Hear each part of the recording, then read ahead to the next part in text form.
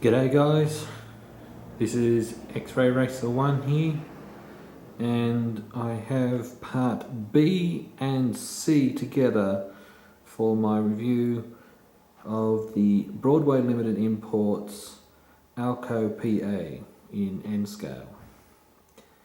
Now, the reason why I am doing both A and B together, B and C, sorry.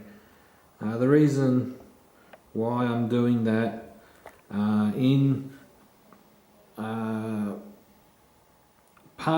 had recorded part B, however my microphone had died on me, so unfortunately I uploaded part A, excuse me, uploaded part A and filmed part B, and the microphone, it was just a case of all static and other issues. So I said that I would, in a comment below, I said that I would re-record part B with the new microphone. Well, the new microphone hasn't turned up yet, so I'm recording this best I can without a microphone, and you can probably tell from the audio. And it's been absolutely ages since I'd ordered the microphone, so and I've had the locomotive for a while, so I'm having to do part B and C together. So just a quick recap of the locomotive. It is made by Broadway Limited Imports. It is the Alco PA in the Southern Pacific road name and colours. It is DCC and sound equipped, and it is the Paragon 2 electronics. Now I will give you my final thoughts after I've given it, or while I'm giving it a run. So what I will do is I will do the startup procedure of the locomotive and we'll give it a run. So we'll do the startup.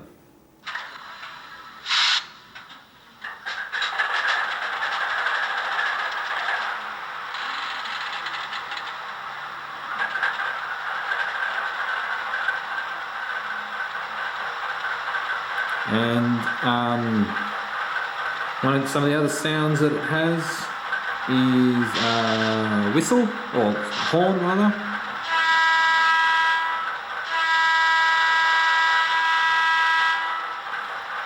And it has a bell.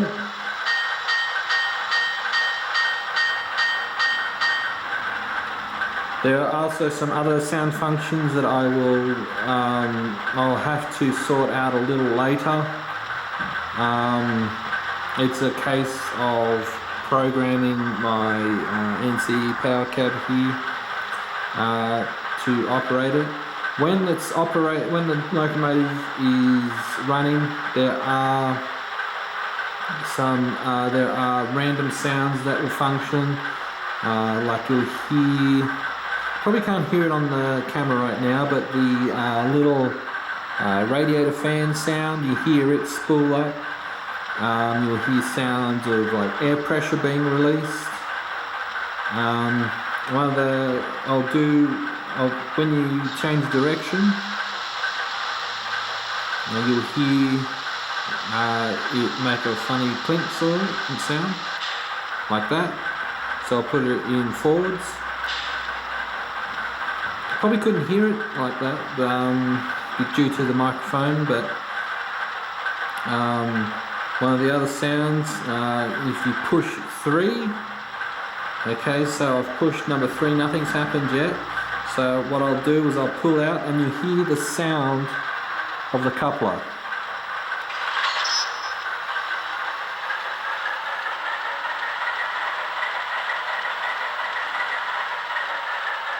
And I'll put it in reverse, and you hear it again.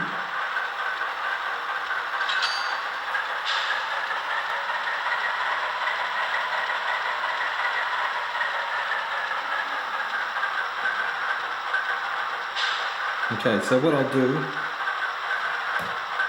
is I'll just unhook the camera from the, what do you call it, the tripod.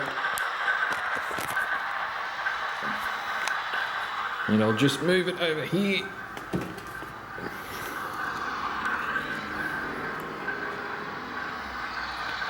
Alright, so let's take it out.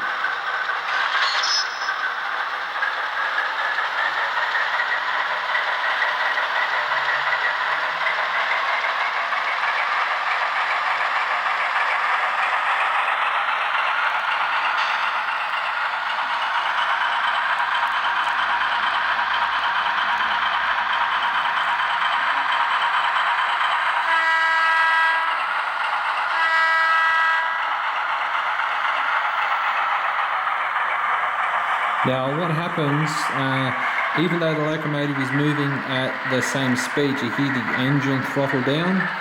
But that's just because the locomotive has reached the nominated speed that I've wanted it to start to be moving at. So what we'll do, I'll just come over here and we'll flick the switch once it's gone out. Okay. So what I'll do, you can see it here. Sorry, I have to look down at the controller. So I've got the headlight on,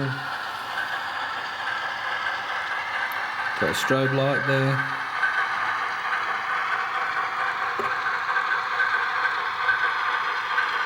Okay, so what I'll do is I'll throttle it up and so then we can follow it around.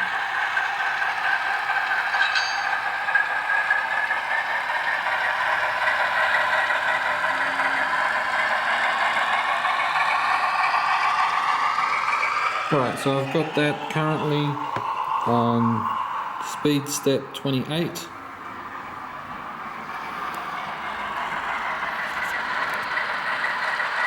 And so what will happen is it goes along, you hear it throttle down to an idle. So that's on speed step 28. When it gets to around here, you'll hear it throttle up because it's been put under load.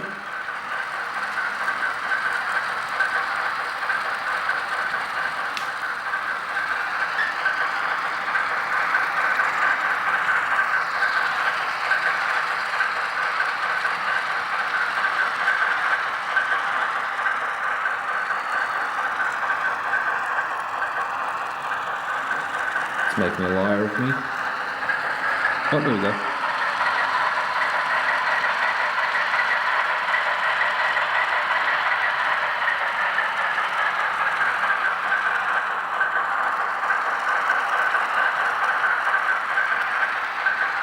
And when I first got this, my first impressions were it's nice and smooth.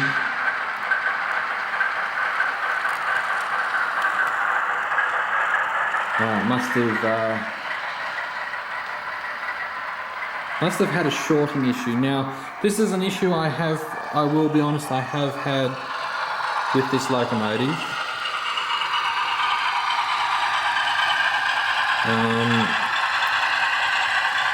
It's been a great locomotive, but however, I have found that it seems to, when it will get to this little point here on a point, it would short itself. What I must have accidentally, what I've done is I've put bits of liquid insulation in the point to stop it from doing that, but I might have wiped it off by mistake, by accident. But yeah, it's a nice smooth locomotive. As you move through the speed steps, it's very smooth, nice transition. The sound, like the response of the sound when you go through the speed steps, throttling up is pretty good. It is actually quite loud. I believe you can go into settings and adjust it. Now overall, I'm very happy with it. I haven't really made it pull a very big load as this at the moment. It's just pulling just these box cars.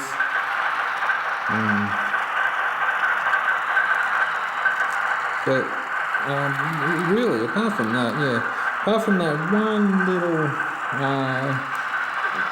section where it has that little short out thing, I don't know why it was doing that, but I've fixed the issue. And if you recall in part A, I pointed out where underneath the shell, where it doesn't follow, the paint doesn't follow. That's one thing I'm a little disappointed in. And as it comes around here, I'll get a film. The other thing I'm not too impressed with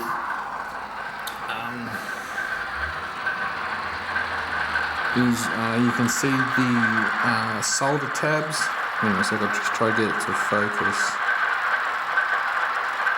It's not going to focus, unfortunately. But you can see the motor tabs. The solder tabs rather on the trucks. I might just put a little bit of black paint on that just to cover that up. But apart from that, I'm real happy with the locomotive. For the price that I paid for it, I forget how much it was exactly, but for the price, being DCC and sound, and the level of detail, I'm quite impressed. So what I'll do is I'll just grab my controller here.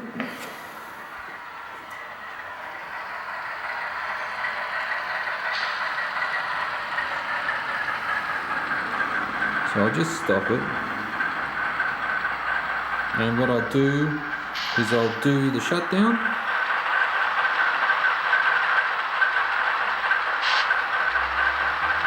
Hang on a sec.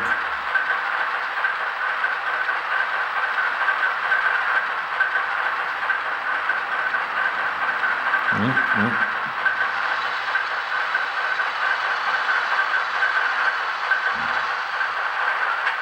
There we go.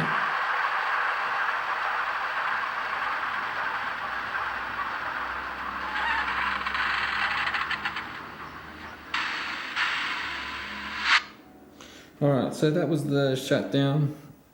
You have to hold button number 9.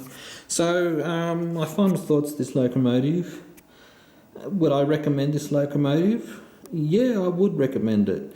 However, I do strongly recommend that you have a DCC system.